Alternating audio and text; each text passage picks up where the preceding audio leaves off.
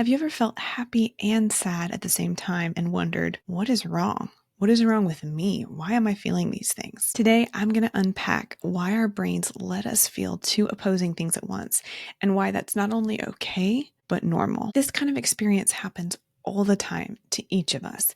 And most of the time, we don't even acknowledge that bothness is happening as it's happening.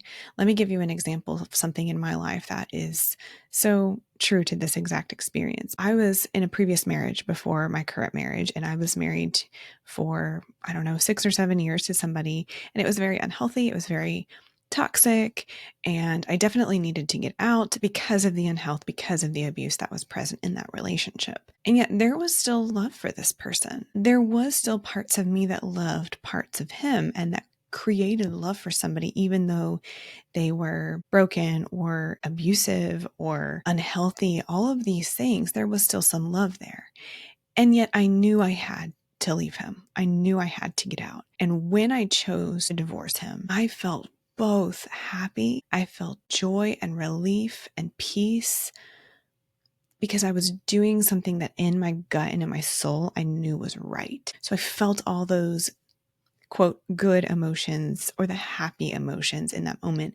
And yet at the same exact time, I felt immense sadness, immense grief, immense loss for everything that I was losing. I felt guilt because I thought it was wrong to divorce. I felt guilt because I was hurting him, ironically, even though I was the one being hurt. And so when we think about this experience of two things at once that seem opposing, it's normal.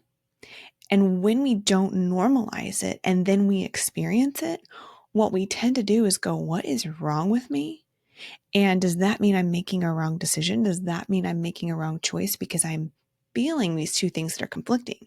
So if I'm feeling strongly, quote, negative emotions, that must mean what I'm doing is wrong. And no, it does not.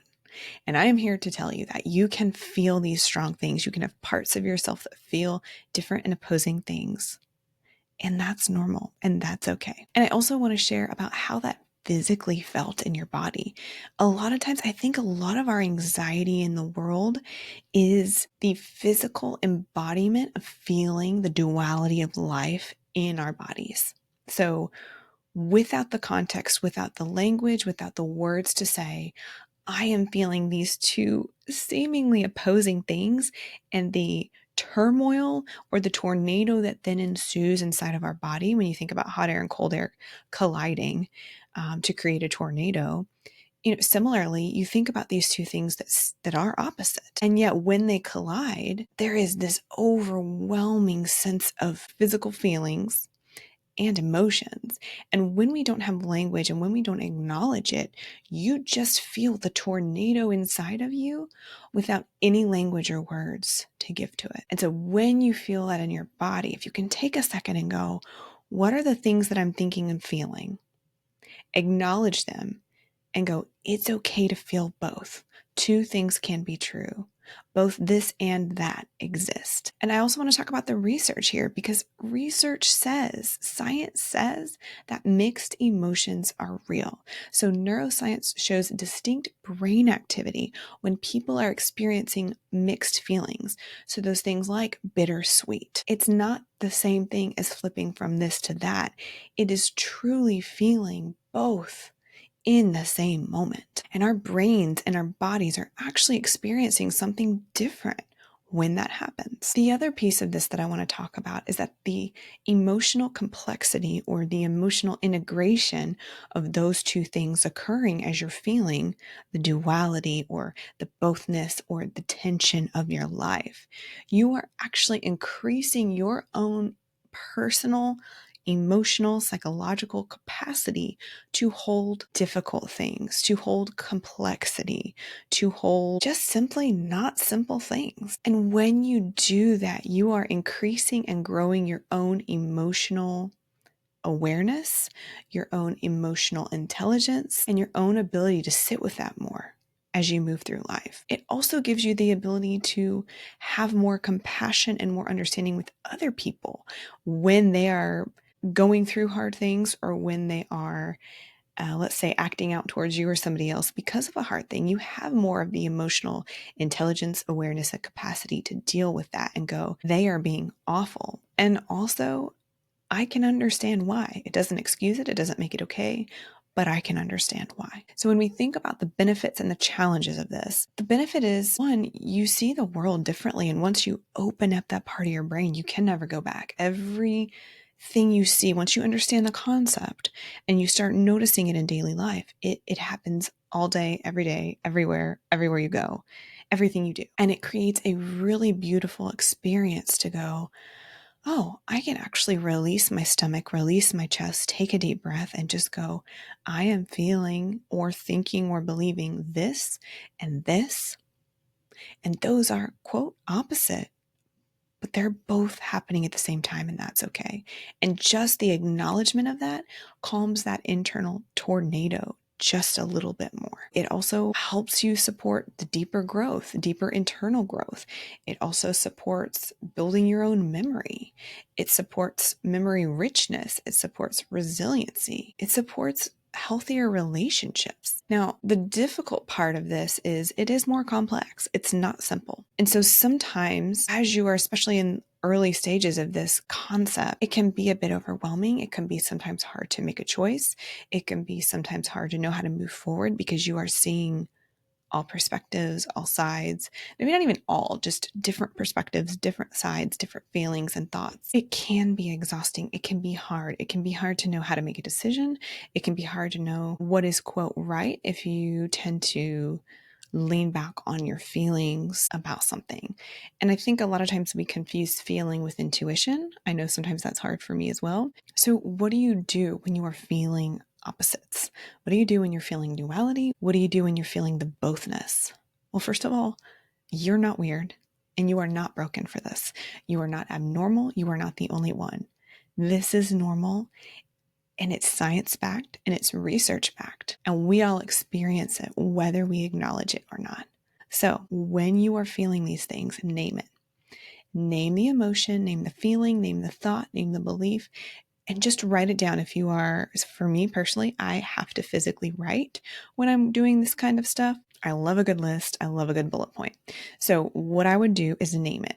Write down every thought you're having, every belief you're having, every feeling you're having, whatever the thing is that you're feeling duality around.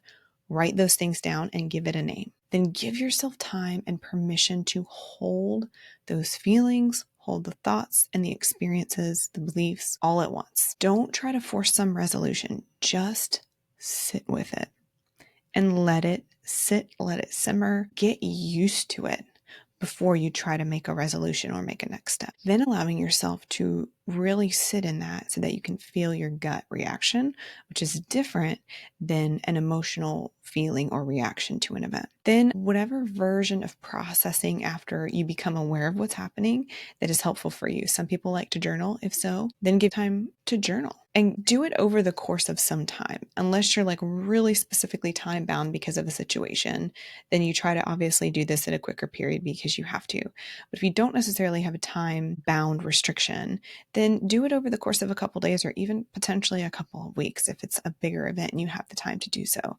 But give yourself time to journal. Maybe you're not a fan of journaling, so maybe it is breath work. Give yourself time to pause and do some deep breathing and to do some breath work and just calm your mind, get all the busyness, all of the general life crap out of the way, and calm yourself and do some deep breathing, calm your nervous system, and it will bring clarity at some point, I promise. Maybe you're not into that. Maybe you would prefer some meditation or mindfulness activities.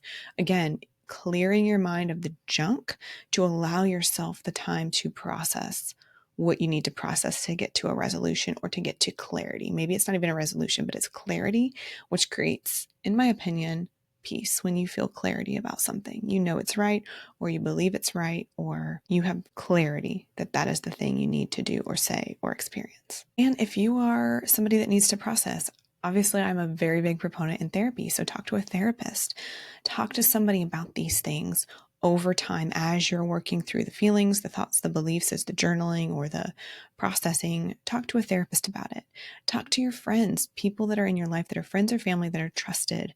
Share this with them. And all of that processing, the more you talk about it and process it internally and externally, you will slowly get closer and closer to some sort of resolution or clarity for yourself, whatever that looks like. The reason that I am such a big proponent around the bothness or the duality of life, why I created It's Both in the first place, was because of this life shift for myself, for my own mind, for my own approach to relationships, to complex emotions, thoughts, and feelings, even my own past experiences and trauma.